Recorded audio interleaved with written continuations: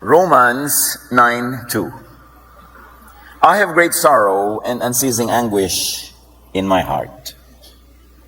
Matindi ang aking kalungkutan at di mapawi ang pagdaramdam ng aking puso. Dumadaan tayo sa ganyang mga panahon. Minsan sandali, minsan matagal, minsan parang lifetime. Hirap ng loob. What to do with emotional pain?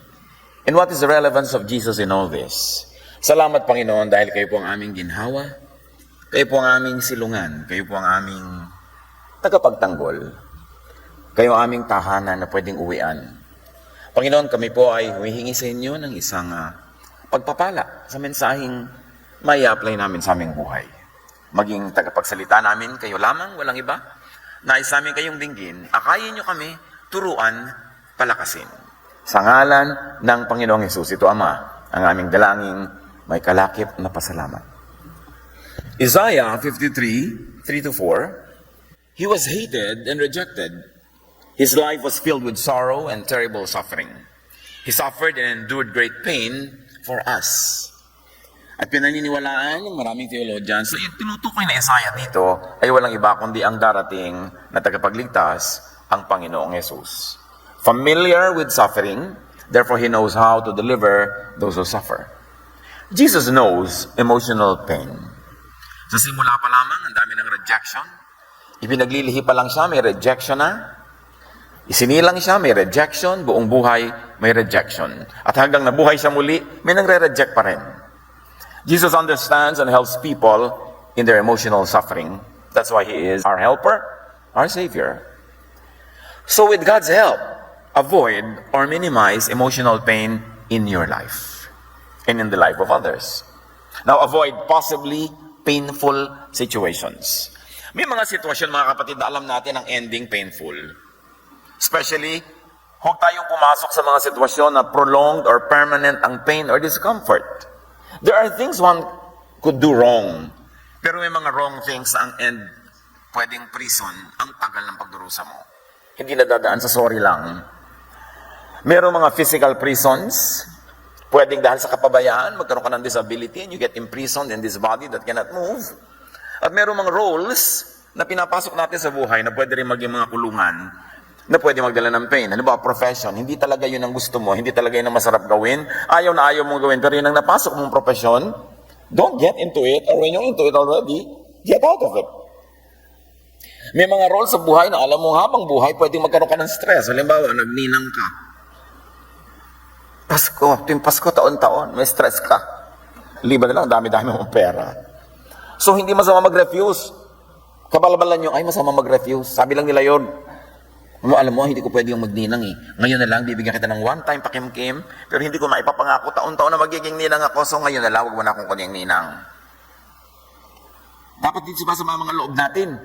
In fact, yung mapag nininong-ninang, dapat volunteer yan eh, hindi ka nag-a-assign. Uy, kunin mo ko ninang. Yun na, masarap kunin. Pero yung pipilitin mo yung mga tao, magpapauso pa tayo ng masama, malas tumanggi. Walang ganon. Malas bang umiwas. No? Tapos magtatago ka tuwing Pasko. Mahirap yata yung mga ganong klaseng responsibility. Meron kang pinapasok na alam mo painful. Halimbawa, yung mga commitments na alam mo mahirap to pa rin. Mga panata. Nakita niyo na pag-aaral natin sa Bible, may mga panata na pinatay tuloy yung anak niya dahil yun ang kanyang panata. Papatayin ang unang sumalubong, ang unang sumalubong anak. Hindi dapat sabihin sa Lord, joke po, sorry. Get out of a difficult commitment. Merong mga relasyon na alam mo magiging secret ka for life. Why get into it? Yung makakaiwas ka, hindi ka pa subong-subong, hindi ka lubog na lubog, tapos magiging other woman ka. Gusto mo bang buong buhay ang Valentine's dinner mo, February 17? Alam mo, mahirap yun. Matagal na paghihirap yun. So, iwasan mong pumasok sa mga ganon. Don't be anybody's secret. Because you will always have to stay in the dark. Mahirap, masakit. Avoid stressful and threatening commitments. Ano ba, meron kang fear of flying, tapos may nagyayasa yung magbiyahe, umuwi ka 3 months from now, pero 3 months kang worry about that 1-hour flight. So bakit ka papasok sa ganong klaseng mga commitments? And avoid being the hero or martyr. Unless inassign tayo talaga sa'yo ng tadhana, hindi mo maiwasan, don't volunteer. Bakit ka papasok sa isang sitwasyon na napakahirap? Get out of prisons. Get out of painful situations. Especially relationships that turn you into a prisoner. Get out. You have a life to live. And don't live your life in the shadow of someone as a dark secret. That's not the way to live. Magiging kulang ang kaligayahan mo at marami ka laging misery. Proverbs 6, 1-5. Pati yung mga nagagaranti ng utang ng may utang, malaki yan na stress. Malaking prison yan. And I know people who had to sell their property just to pay the utang of someone kasi sila yung nag-guarantee at hindi nagbayad yung nangutang. At akala mo ba, nagkakasalubong sila, ina-acknowledge mo lang yung utang mo yun? Wala nga eh. Pero ikaw ang nagbayad. Proverbs 6, 1-5. My son, don't make yourself responsible for the debts of others. Don't make such deals with friends or strangers. If you do, your words will trap you. You will be under the power of other people. So you must go and free yourself. Beg them to free you from the debt. Don't wait to rest or sleep. Escape from the trap like a deer running from a hunter. Free yourself like a bird flying from a trap. Kailangan, wala kang masyadong maraming ganong commitments. So do not be quick to say yes. Because yes could be a trap. Don't also be quick to say no, because you could be kept out of something nice dahil nagno ka agad. Mostly, to be free, say, let's see. And don't decide at once. Decide at the last minute when you have already weighed all your options. Huwag kayong yes ng yes, lalo sa nagpapapromise. A promise is a prison. Strengthen your spirit to avoid emotional pain. Palakasin ang loob. Patibayin ang espiritu. Psalm 55:22, Our Lord, we belong to you. We tell you what worries us, and you won't let us fall. So yan ang lagi mong alalahanin. Hindi ka hayaan ng Diyos na malugmok. At alalahanin mo lagi kung kanino ka kasali sa Diyos. Psalm 73:26, My body and my mind may fail, but you are my strength and my choice forever. Pag nangihina, pag nasisiraan ang loob, alalahanin mo na ikaw ay palalakasin ng Panginoon. In fact, ang lakas mo ay ang Panginoon, hindi ang sarili mong lakas. At lagi mong piliin ang Diyos. Kung may mga choices, laging siya ang piliin mo dahil siya ang tunay na lakas. Palakasin ng loob, magkaroon ng lakas ng loob, at ito ay daily practice of prayer, of announcing to yourself and to God your faith in the Lord, na hindi mo malimutan na siya ang tunay mong lakas. Strengthen your spirit with practical power like a bank of peace and joy and happiness in your heart. Gumawa kayo ng bank account sa inyong heart at lagi kayong mag-deposit ng happiness, ng joy, tuwing pwede. Para pag walang joy and peace, meron kayong ma-withdraw sa araw ng pangangailangan. Romans 14:17, ang paghahari ng Diyos ay tungkol sa matuwid na pamumuhay, kapayapaan, at kagalakan ay pinagkakaloob ng Espiritu Santo. So mamuhay in that lifestyle, yung peaceful as possible. So, bawat araw, tanggalan nyo ng chismis. Tanggihan nyo ang chismis. Tanggalan nyo ng gulo, ng away, ng yabangan, ng pagmamataas, para payapa ang araw nyo. At bawat isang payapang araw na dumaan, nag-deposit kayo ng peace in your heart. Pag may mga trouble na hindi pwedeng maiwasan, doon kayo mag-withdraw sa mga na-deposit nyo ng maraming peace. Pag-deposit kayo ng kagalakan, kasayahan, kung pwedeng sumaya, magsaya. Kasi may mga araw na kahit gustuhin mo, hindi pwede. Saan ka ngayon mag-withdraw ng pangpasaya sa malungkot mong araw, doon sa mga naimbak mong kaligayahan na natatandaan naman ng iyong puso? Eh, paano kung ang nakadeposito lagi dyan na inis, galit, away, na unnecessary? Sumasali ka sa away ng iba, sumasausaw ka sa gulo ng iba, gumugulong buhay mo. Pag dumating ngayon yung tunay na gulo ng iyong sariling buhay, wala ka man lang ma-withdraw ang kapayapaan kasi wala ka na i-deposit. Hanggat kaya, patahimikin ang araw. Iwasan ang mga gulo, pasayahin ang sarili at ang kapwa. And you will become a fortress with springs inside it. Alam niyo sa mga disyerto, kahit yung mga fortresses, nung mga unang panahon, ginagawa yan na mayroong bukal ng tubig doon sa loob. Kung saan may bukal, doon gagawa ng fortress. Para yung fortress, Salakayin man ng kaaway, paligiran man di ka pwedeng lumabas para kumuha ng maiinom at makakain, meron kang naiinom galing doon sa loob. At ang puso natin dapat ganon. May sarili siyang bukal ng tubig. At si Jesus yung bukal na yon. Siya ang tubig na yon, ang tubig na buhay. Na pagka lagi mong inaayos ang iyong relasyon sa Diyos, may bumubukal na tubig ng kapayapaan, katahimikan, kagalakan, mula sa loob, hindi galing sa labas. Kahit walang magpasaya sa iyo, may saya ka na galing sa loob. Kahit walang sumama sa iyo na kapwa-tao o tagalabas, may kasama ka sa loob. Meron kang tibay sa loob kasi lagi mong dinedevelop ang relasyon mo sa Diyos. Psalm 89, 16-17, Your own glorious power makes us strong. And because of your kindness, our strength increases. Doon galing ang lakas natin sa kabaitan at kabutihan ng Diyos. At kapatid, ikaw lang ang pwedeng makadevelop ng method kung paano mo patitibayin ang iyong loob, spiritually speaking. Kung paano mo paaalisin ang mga panggugulo at kung paano mo papapasukin ang katahimikan. Only you, nobody else can tell you kung paano yan gagawin. Bantayan kung anong iniisip, bantayan kung kanino nakikipag-usap, kung anong pinapayagan natin mga diwa na pumasok at manahan sa ating isipan, at huwag nating tanggapin ang anumang pampagulo, ang anumang pampaligalig, anumang pampatanggal ng ating tibay ng loob. Strengthen yourself with practical power like a bank of rest, relaxation, and enjoyment. Katulad din ng bangko pinag-uusapan natin kanina, dapat may account ka dyan sa puso mo, deposit ka ng deposit ng pahinga, ng relaxation, at ng enjoyment tuwing pwede. Kasi may mga panahon hindi pwede. May mga panahon na ibigin mo man, pagod na pagod ka, hindi ka makapagpahinga kasi meron kang dapat gawin at meron kang dapat tapusin. Mahalaga ang enjoyment sa buhay. The first miracle of Jesus was to extend a wedding merriment. Can you imagine, ang dami-daming pwedeng himala na gawin ni Jesus ang kauna-unahan, lumikha ng alak mula sa tubig. At yon ay dahil yung mga tao hirap na hirap sa buhay, pagod na pagod sa kanilang farming, sa kanilang work, sa kanilang halos magiging slave sila ng elite, wala silang ginagawa kundi magtrabaho, magpag-araw-araw, nakakakain lang ng masarap, nakakapagsaya lang pag may kasalan kasi may libreng pagkain, may libreng mga alak na masasarap kasabay ng pagkain, tapos naubos agad, siguro ganang kaliit ang budget. At naawa ang ina ni Jesus, Mother Mary, comes to Jesus and say, wala na silang wine. Hindi uwian na. Balik na naman sila sa kanilang mga hirap na pang-araw-araw. Sasandali-sandali ang recess nila. And at the end of the day, you know that Jesus created the miracle. Made wine that is superior to the wine that was originally served.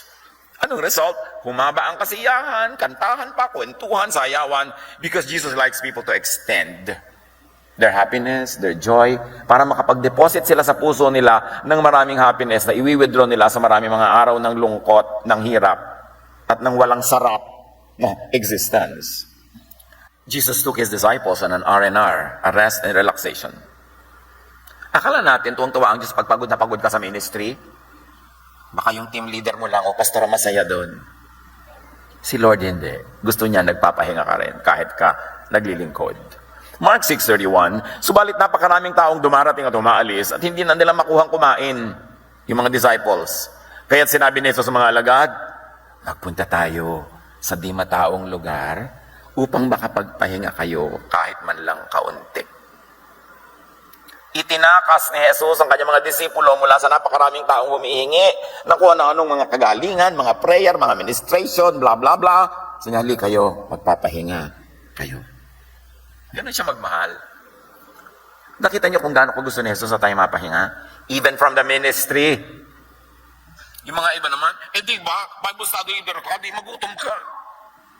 Di ba, ikaw ang leader ng ating group, di tumawid ka ng baha, mano ngayon kung magkaroon ka ng sakit sa atay.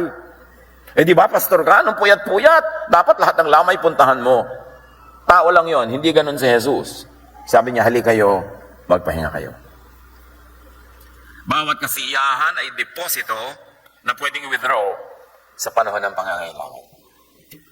So hanggat pwede, hanggat kaya, kung hindi ninanakaw sa iba, magsaya. At magpasaya. That is high religion. Yung magpasaya ka ng kapwa, magbigay ka ng pahinga, daig mo pa doon na nagsermon ng 10 sermon. High religion, sabi sa Bible, is to visit orphans and widows in their distress. Tumulong sa mga nakakapis, sa mga nangangailangan, is the best religion. God is generic. Only Religion Incorporated is labeled, is sold under prescription, is exclusive. Ang mukha ng Diyos ay maaaring makita sa napakaraming gawa. At ang kanyang universal face is kindness, goodness, especially to the needy, the weak, and the suffering. Walang label ang Diyos. Generic siya.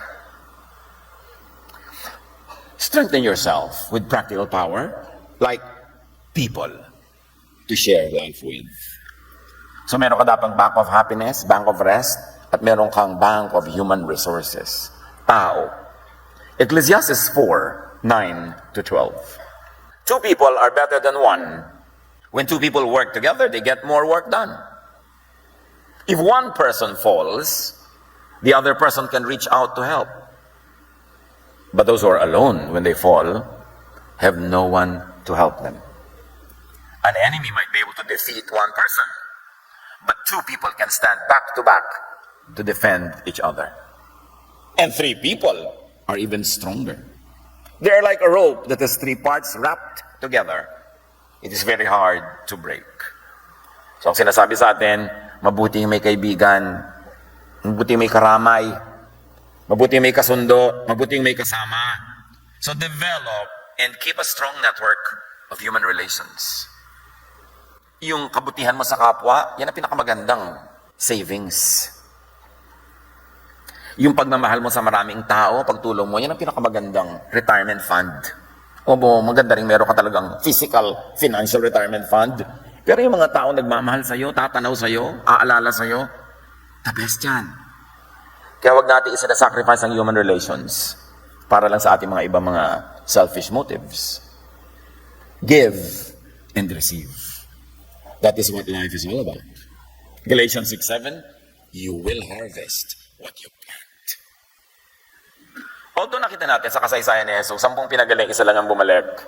So hindi lahat ng ginagawa mo ng mabuti, gagawa din sa'yo ng mabuti. So kung gusto mong may gumawa sa'yo mabuting isa, gumawa ka sa 10. By virtue of statistics, safe ka dun. At huwag ka na malungkot doon sa 9. Si Jesus nga 9, hindi bumalik eh. So gusto mo ng 1, gumawa kang 10.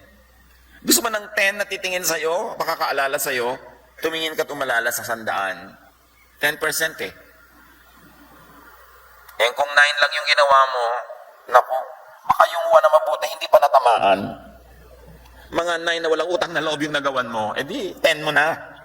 Para makaisa ka man lang out of 10. Strengthen yourself with the Spirit and in faith.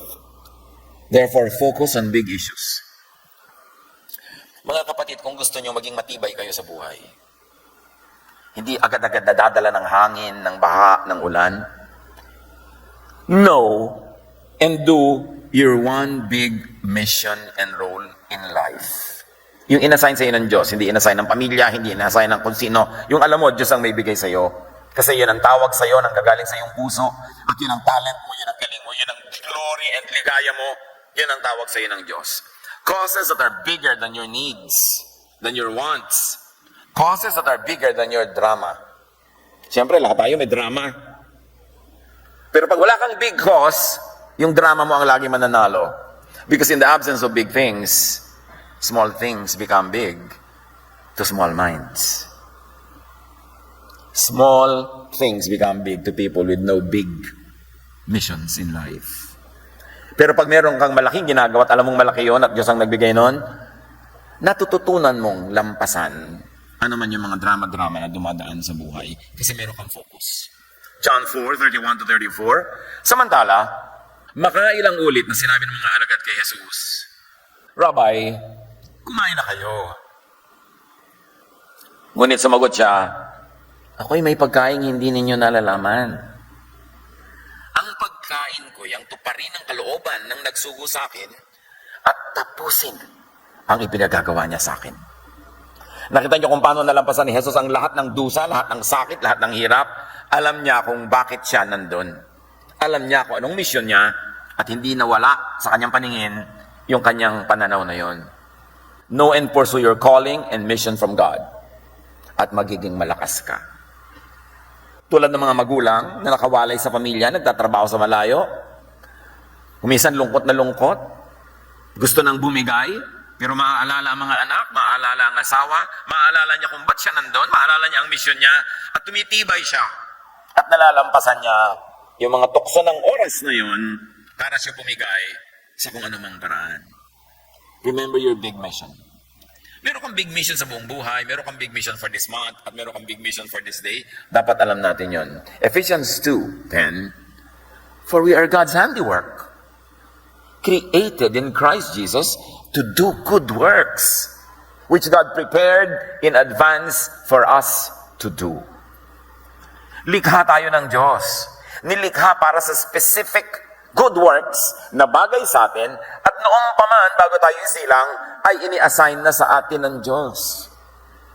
At pag nandun ka at ginagawa mo yon, maging isang napakabuting ina, maging iyon ay para maging isang mabuting public servant, maging yun ay lumikha ng mga gamot laban sa cancer, o kaya ay mapigil ang mga baha. Kung ano man yung mission mo sa buhay na yon, pag ginagawa mo yon, meron kang tibay ng loob, meron kang tining ng loob, na hindi kayo ugain ng mga dumadaan na drama ng buhay. Kaya mahalaga alam natin kung ano yon. At iba-iba tayo ha, hindi pare-pareho ng mga mission, hindi pare-pareho ng mga rules. Strengthen your spirit. Raise your pain tolerance. Kailangan hindi madaling masaktan, hindi madaling matumba, hindi madaling dumugo, kapal-kapalan ng balat. Tibay-tibayan ang loob.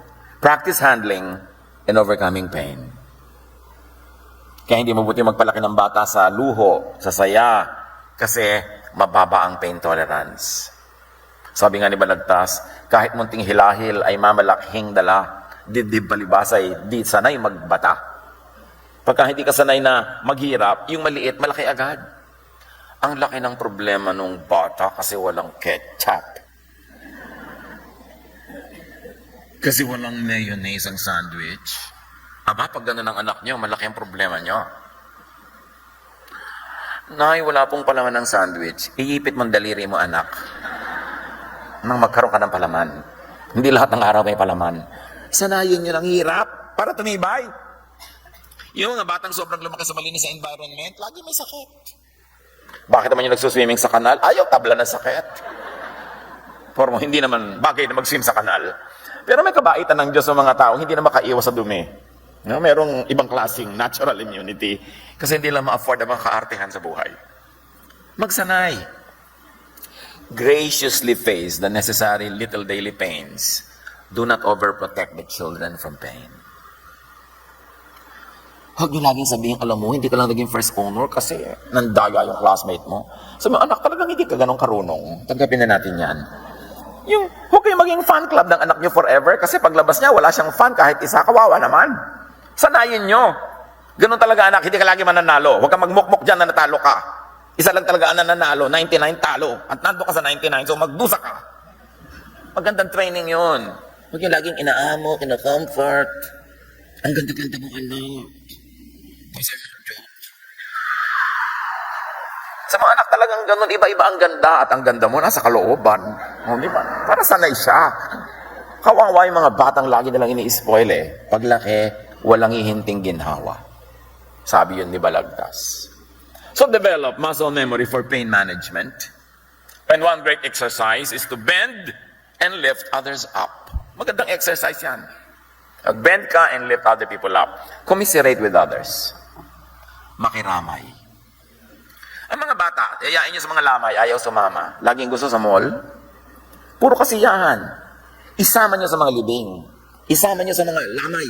Isama nyo sa mga nakikita niya yung hirap ng buhay para ma-appreciate niya yung sarap ng buhay. Kailangan hindi natin sila over-protect. Romans 12:15, mourn with those who mourn. Makiramay. Sabi nga ni Solomon, mas mabuting pumunta sa mga lamay kaysa sa mga party. Although of course, may benefit din yung party. Pero huwag puro saya lang. Master the spiritual skill of resting in Jesus. Physically, emotionally, spiritually. Pag nire-reject kayo ng mundo, go to Jesus who accepts you without condition. Pagka hindi kayo pasado sa mga ibang standards, go to Jesus who always gives you a passing mark. Siya ang nagpapasa sa atin eh. Siya ang gumagawa ng lahat. Matthew 11:28, my super favorite verse. If you are tired from carrying heavy burdens, come to me and I'll give you rest. Ano mang burden yan? Huwag lang natin lilimutin. Pag, Pastor, pagod na po ako. Nagpunta ka na ba kay Jesus? Kaya ka pagod, hindi ka pa pumupunta sa Kanya. Kasi pag sa Kanya ka pumunta, rest ang ibibigay sa'yo. Baka pag nagpunta ka pa nga sa pastor, pagalitan ka pa. Sermon na ka pa, takot-takot. Di ba? Ikaw pa may kasalanan in the end, mas malungkot ka pa uwi. Go to Jesus. Because He'll give you rest. Kahit ano pang nagawa mo, hindi ka nuusig. Minamahal ka, tinatanggap, tapos pinapagaling. At bahala ka sa buhay mo na ayusin yung buhay mo, pero hindi ka niya pinipilit. Ganon si Jesus. Napakabayat. 1 Peter 5:7, cast all your anxiety on Him because He cares for you. All. Huwag ka na mag-pretend kay Jesus. At huwag ka na mag-rationalize. Lord, nagawa ko lang naman yun kasi po. Huwag na, sabihin mo na lang talaga. Ganun po talaga ang ginawa ko. Sorry, but you don't have to justify yourself. Because Jesus Himself is our own justification. He justifies us before the Father. Hindi mo na kailangan mga tuwiran, hindi mo na kailangan magdrama. Because God accepts you through Jesus unquestioningly, lovingly. Hindi ganoon ang church. Ang church maraming kondisyon. Mas stricto ang relihiyon kaysa sa Diyos. Kaya matuto kayong dumiretso sa Diyos. Lalong-lalo sa mga bagay na hindi kayo makadiretso sa mga religious leaders o mga religious institutions. Yan ang Diyos na napaka-accessible through the Lord. And you survive emotional pain. How do you do that? Accept your pain when it is there. Don't deny it. Ecclesiastes 7:14, when times are good, be happy. But when times are bad, consider this. God has made one as well as the other. Ano mang nagaganap, alam ng Diyos. At lingid man sa ating pangunawa, baka Diyos pa nga ang may likha para sa ikabubuti natin at the end. So magtiwala and accept. You cannot change and you cannot heal unless you accept the truth first. Yung mga iba, hirap na ayaw pang aminin. O akala ko ba may date ka? Bakit dumating ka agad? Hindi man na sabihin, hindi ako sinipot. Nagbago isip ko eh. Duwari ka pa dyan. Kaya ka tuloy hihimatayin eh. Ayaw pang aminin na naradya ka. Hindi mo lang aminin para relax tayo lahat. Diba? Para tayo mapahinga. Para tayo, wala nang image pa. Hindi ka mahal, di wag. Diba? Iniwan ka, di wag. Nag-joint bank account kayo, tapos kinuha niya lahat. Di ganon, naisahan ka. Sorry. Pero huwag ka na magdahilan ng kung ano-ano pa. Kasi, dadami lang ang sama ng iyong loob. Lamentations 3:31-33. Mahabagin si Yahweh at hindi niya tayo itatakwil habang panahon. Bagamat siya'y nagpaparusa, at babalikan natin yung parusa na yan, hindi naman nawawala ang kanyang pag-ibig. Hindi niya ikatutuwang tayo'y saktan o pahirapan. Ngayon itong parusa, nagpaparusa ba talaga ang Diyos? Aha, may ginawa ka, paparusahan kita. Aha, may ginawa ka, paparusahan kita. Yung parusa na yan, I believe, is automatic consequence of natural law. Halimbawa, hindi ka natulog, puyat ka, hindi ka kumain ng masarap, mahina ang resistensya mo, nabahingan ka ng kapwa mo, nagkasipon ka, kung sabing pinarusahan ako ng Diyos. Yun ang tinatawag na parusa. May natural law eh. Na ang sinabi, pag may nagpabaya, magkakasakit. So hindi ko kailangan magdesisyon na magkakasakit ka dahil nagpabaya ka, automatic it will happen. Pag sinabi ng Lord na may gravity, alam niyo ba ang hirap pag walang gravity? Tatalsikan tayo lahat. Pero ikaw, banal na banal, dasal ka ng dasal, natapilo ka, tumama ang iyong ulo sa bato, namatay ka bigla, at ay pinarusahan ako ng Diyos, gravity yon. Natural law. Hindi ka nag-iingat sa paglalakad, dadulas ka, whatever it is, nature will take its course. At yan tinatawag na parusa ng Diyos. Hindi siya magde-decide specifically for your case. So ang mahalaga, bantayan mo yung case mo para by obeying natural law, hindi ka maparusahan.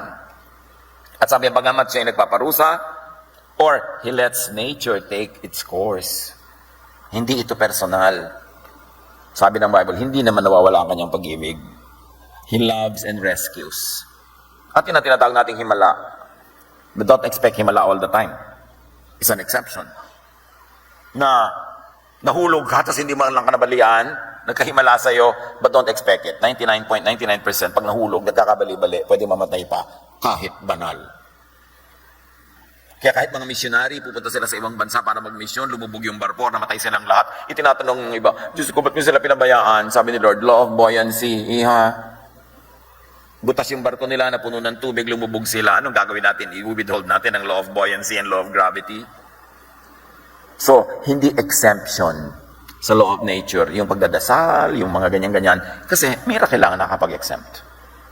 So, unless there's a miracle, you do what is practical, you do what is doable, you do what is natural. Kasi meron talagang natural causes and natural results of those causes.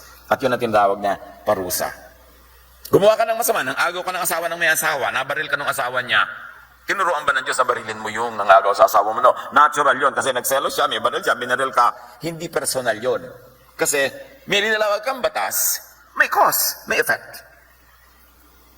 God's laws are best understood when you understand and operate by the laws of nature.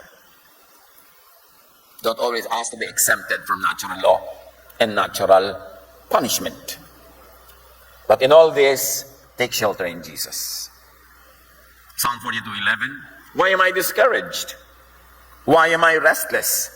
I trust you, and I will praise you again because you help me, and you are my God. So dapat positive attitude. Always praise God. Hindi natin naintindihan yung mechanics, but what we know from the Bible is this: when you praise God, things change. When you're always praising God, if the situation around you doesn't change, your heart changes, and therefore, sumasaya ka. Imbes magreklamo, magpuri sa Diyos. Gagamit ka ng 5 words magreklamo, gamitin mo yung 5 words na yun to praise God, at ibang-iba ang sasapitin ng buhay mo. Palitan mo yung laman ng yung puso mo, imbes galit, gawin mong love. Instead of reklamo, gawin mong gratitude.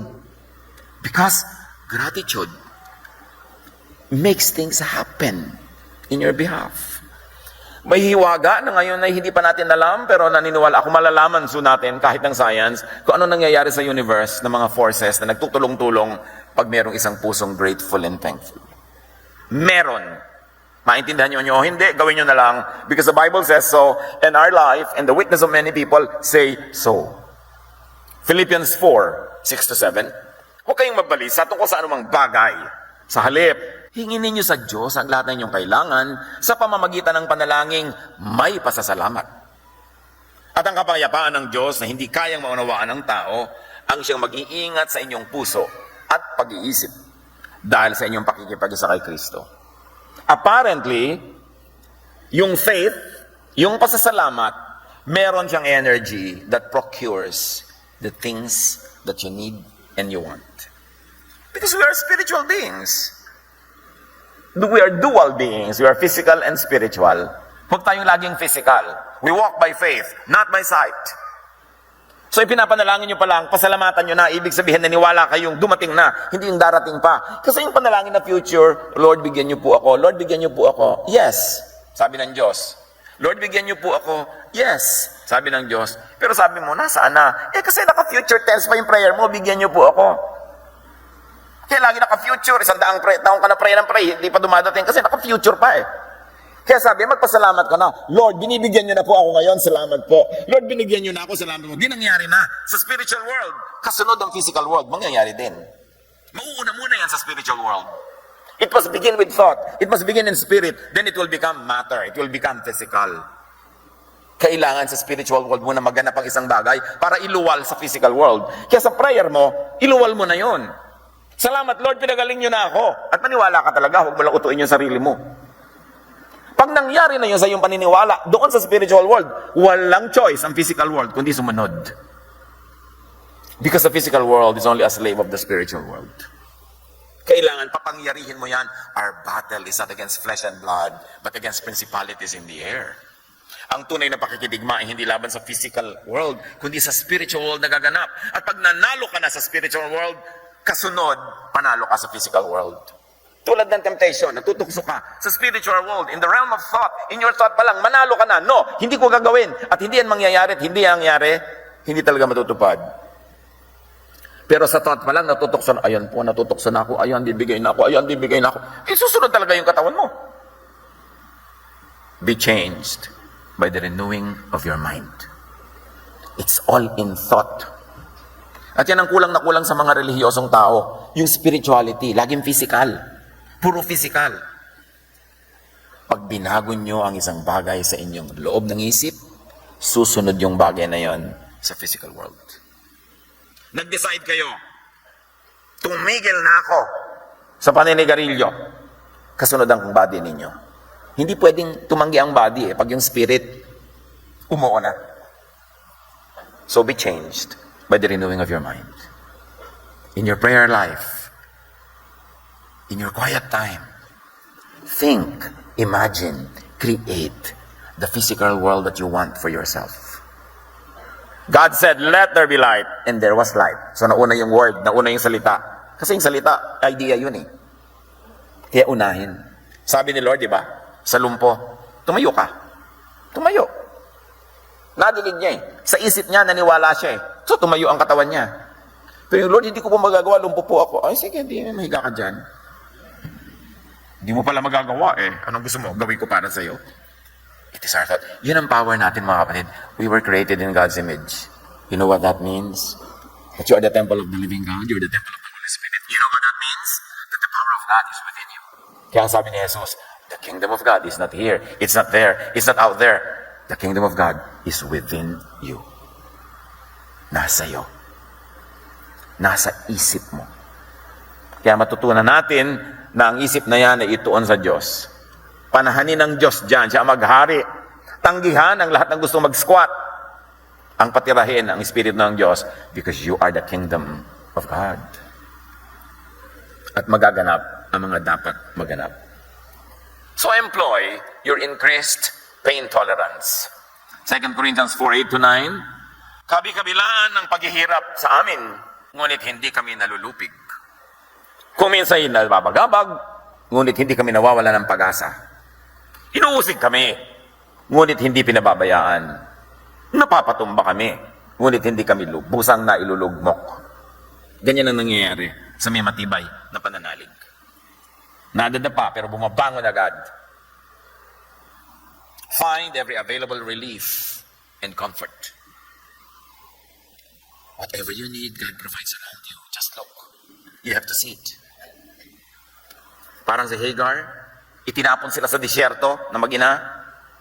Uhaw na uhaw sila, pero biglang mayroong bukal ng tubig na dumaloy sa disyerto. You've got to open your eyes and see the blessing of God because for every need, there's an answer. For every problem, there is a solution. Pastor, wala pong solusyon ang problema ko. Di hindi problema yan. Ang definition ng problem, may solution. Pag walang solution, hindi problema, tanggapin mo na lang. Huwag mo nang ibahin kasi hindi pala yung problema eh. Pero pag problema, may solusyon. Kailangan lang may spiritual eyes ka to see. Hebrews 10:25. Huwag nating kaligtaan ang pagdalo sa ating mga pagtitipon. Gaya ng nakasanayan ng iba. Sa halip, palakasin natin ang loob ng isa't isa. Nandyan ang ating strength mga kapatid sa kapatiran. Ibinigay tayo ng Diyos sa isa't isa para tayo magpalakasan. Para tayo maging lakas ng loob ng isa't isa. That's why I like each one of you to be a member of a sambahay. Para may maliit kayong intimate group. Na kayo'y napapalakas ang loob nyo. Madalas kayo ang nagpapalakas ng loob. Panapanahon lang ng pangangailangan. Panapanahon ng hirap. Panapanahon lang ng kanya-kanyang hina at lakas. Pero together, laging merong malakas kahit laging merong mahina. Laging merong resources kahit merong nagdarahop. Nagtutulong-tulungan. Panapanahon lang. Make your goal to make someone happy every day. To help someone. And to protect the fellowship from people who would like to break it. Kailangan tayo nagtutulong-tulungan. Panapanahon lang. At iba-iba ang mga paraan ng tulong, iba't iba ang paraan ng pagtulong, pero dapat nagtutulong-tulungan. Ganyan tayong mga magkakapatiran. Kaya mahalaga meron kayong small group. I really like you to be a member of a sambahay or a ministry group. Hindi dahil gusto ko kayong maglingkod doon. Gusto ko meron kayong group. Sasaya ako na meron kayong group. Para yung mga magulang na matanda na natutuwa siya pag mga anak niya magkakasundo. Kasi alam niyang magtutulungan sila. Napakahalaga. Yun ang kalooban ng Panginoon para sa atin. Find a helper and a healer in time. Alam nyo ba, panahon, time, ang isa nating napakabuting kaibigan, na pagagaling yan, lahat sugat. So kung meron mga tao, ang laki ng problema, ang laki ng sama ng loob, ang lungkot-lungkot, sabi ko, just survive the day, survive the week, survive the month. Maaring buong buhay mo malungkot ka dahil naon ng sumakabilang buhay ang iyong asawa. Pero because of time and because of God's grace, pa rin yung lungkot na yan. Mababawasan ng hapdi. Mababawasan ng sakit. Lagi sigurong meron dahil talagang mahal mo Pero mababawasan ng malaki. Just survive. Ano man ang sama ng loob mo, ano man ang galit mo, huwag ka lang gagawa ng bagay na dahil sa silakbo ng damdamin, pa din yan. Mababawasan din yan. Just survive. Ecclesiastes 3:1, ang lahat sa mundong ito ay may kanya-kanyang panahon. May kanya-kanyang oras. Just survive the day, the hour, the minute. At pag hirap na hirap, itong sabihin niyo mga kapatid, this too will pass. Lilipas din ito. Kahit gaano kasidhi, kahit gaano kasakit, kakirot, kaabdi, walang forever. Kahit pain. Just survive. Para bukas, pag magsasabog na ang Diyos ng bagong pag-asa, ng bagong blessing, you are there to receive it. Be there to receive it. In healing, time is our friend. Isaiah 43:2, kapag dumadaan ka sa malalim na tubig, sasamahan kita. Tumawid ka man sa mga ilog, hindi ka malulunod. Dumaan ka man sa apoy, hindi ka masusunog. Hindi ka matutupok. Yan ang pangako. Panghawakan. Sapagkat hindi kailanman tumatalikod ng Diyos sa kanyang salita. Pag lumuluwag ang ating kapit, doon tayo naaanod. Kumapit ka sa Diyos. Mas hindi ka naniniwala, mas nagdududa, mas nagtatampo pa sa Diyos, mas kumapit ka. Kasi wala ka naman ibang pwedeng kapitan Gusto mo si Satanas? Walang iba. Mas tibayan. Pag nanghihina ka, mas tibayan mo kasi anong mangyayari? Pag bumigay ka, humina ka ng humina para malunod ka. Kailangan gumawa ka ng paraan. Huwag magdrama. Pastor, ang hinanap ako sa pananampalataya. Di tibayan mo. Huwag kang bumigay. Huwag kang makinig sa mga bulong-bulong sa yung mga duda. Kasi sa kanya dadalhin. Itanong mo sa duda mo, saan mo ako dadalhin? Yung mga sasabing magtampo ka sa Diyos, tumalikod ka sa Diyos, at saan mo ako papupuntahin? Natatandaan ko nun yung isa nating kaibigan na sobrang baldado ang katawan. Hirap na. Pagka iniwan siya ng kanyang mga kapatid sa isang sulok ng kubo nila, sa umaga, pagdating sa hapon, nandun pa rin siya kasi hindi siya nakakagalaw. The only way para makagalaw siya, pagulong-gulungin niya yung katawan niya kasi sobra siyang baldado. Minsan, iniwan siya na nakaupo sa mataas na silya sa tapat ng bintana, sa bukid.